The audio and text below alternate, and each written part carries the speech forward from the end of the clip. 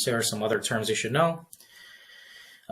Search engine optimization is SEO. So this is different than PPC, that's pay-per-click. So SEO would be search engine optimization. So anytime you search anything in Google, you would see ads. Not anything. Anytime you would search something that's actually like, a service or a product. Okay. You would see an ad. Under that ad, you would actually see websites. Under those ads, you would see actual organic websites or websites that are not using ads to kind of rank or be in the top positions. So like a practical kind of approach or an explanation of what SEO is like when you see blog posts of top 10 ways to blah, blah, blah, blah, or, whatever, the top search results that are not ads, that's what SEO is. It's basically articles that are not ads, or not articles, sorry, websites that are marketed, but organically, not with ads. Okay. Now within SEO, it's kind of there's technical SEO, and then there's content creation, and then there's backlinking, which also is technical SEO in a sense.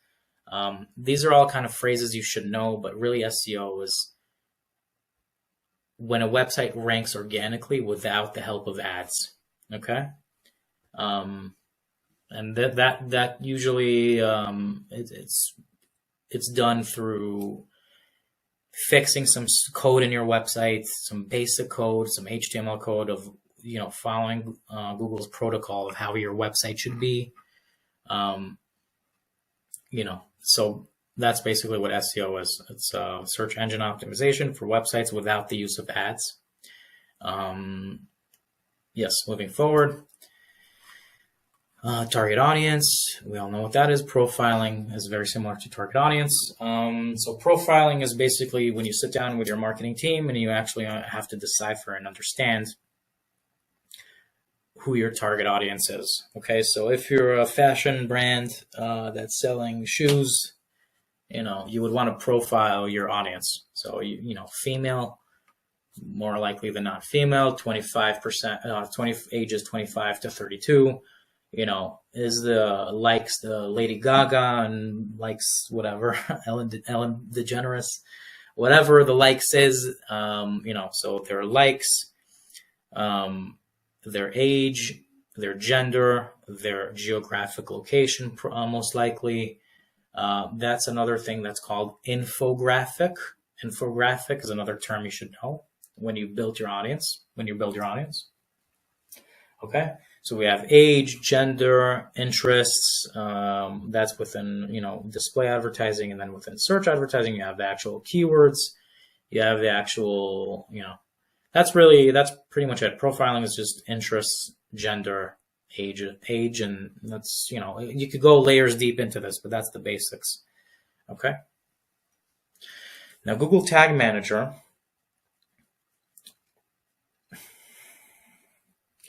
Google Tag Manager is basically a free Google tool that helps you put code in your website without a developer, without any developer's help. Okay, so story time. Back in the day, when you would need to put something on your website to actually track users coming in or anything like that, or any code that has to do with advertising, you would actually need to send your code to a developer. And a lot of the times the developer got it wrong. Okay, he didn't put the code correctly. It took too long. It caused a lot of issues within the website, and then people would spend less on advertising, right? So Google came up with a solution called Google Tag Manager, which is basically it's within the Google Analytics suite. So it's within the realms of Google Analytics.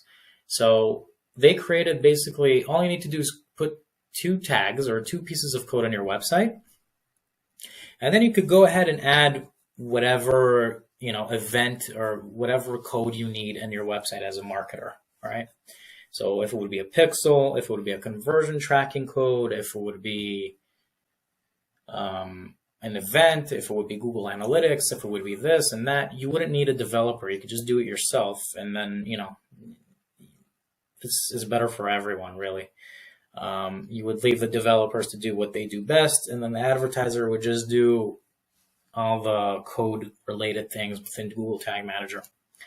And then everyone's happy because the website is not like, it's not ruined by code that's not put in incorrectly. You could actually test within Google Tag Manager. It's, if the code actually works or not. So it's kind of a tool. It's not kind of, it's actually a tool to bypass a developer as a marketer, okay, to put in code in your website.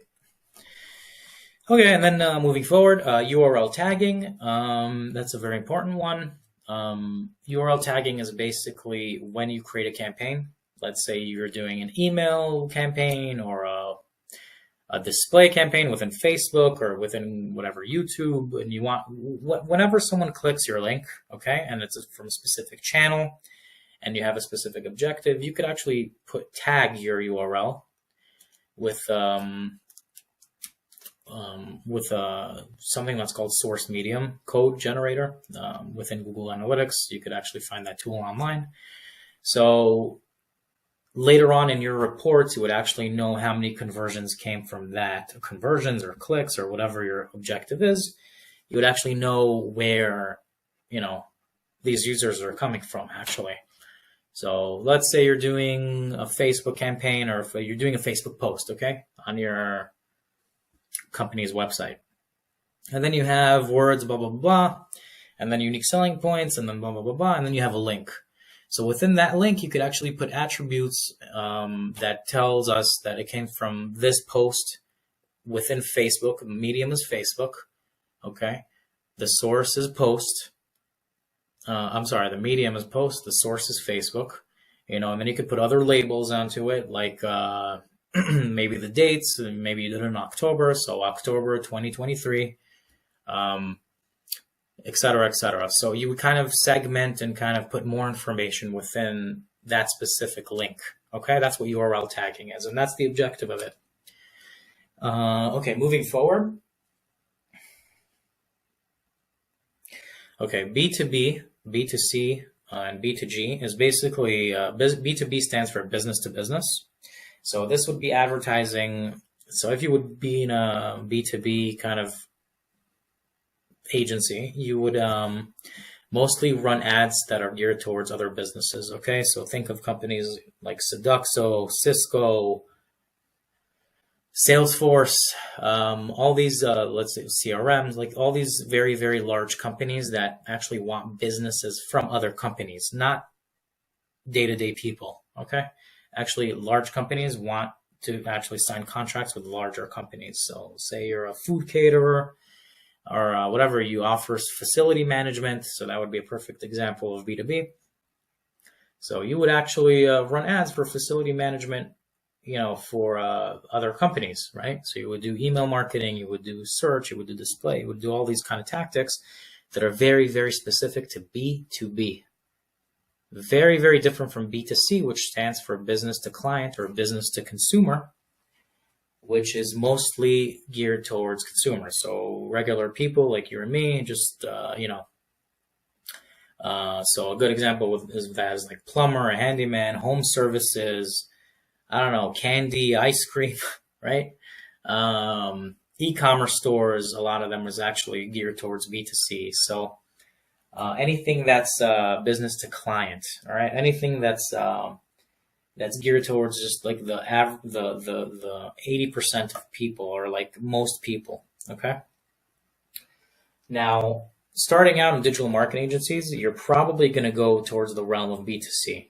All right, because it's lower budgets, it's lower tier, it's less risk. It's basically, most people start out with B2C and then they graduate to B2B. Okay, it's not, it's not like B2B is better than B2C, but higher budgets are within B2B agencies. It doesn't mean you can't make a lot more money within B2C, right? But it's very different. The approach is different. The objective is different, right? So again, B2C, business to consumer or business to client, is basically any product or service that's geared to like everyday people. Okay, think about it like that. Then this is a little weird, B2G, which is business to government. So there's a lot of basically not really in the U.S., but some governments basically some agencies geared their services towards governments. So let's say um, you have a garbage truck in Europe. A lot of the garbage removal, for example, is like the governments actually are responsible for it. So say you would need to sell your garbage trucks for like the government, so you would actually just target for the government, right? Or that government specific department for garbage disposal or waste management. So that would be business to government, for example. That again, it would be very different marketing approach. It wouldn't be like search ads. It would be, it would be different. It wouldn't. So basically, each one of these kinds of business to business, business to consumer, business to government. The objective of you understanding is of this stuff is basically it's just different marketing approaches. It's different marketing kind of tools that you need to use and different marketing tactics. Okay.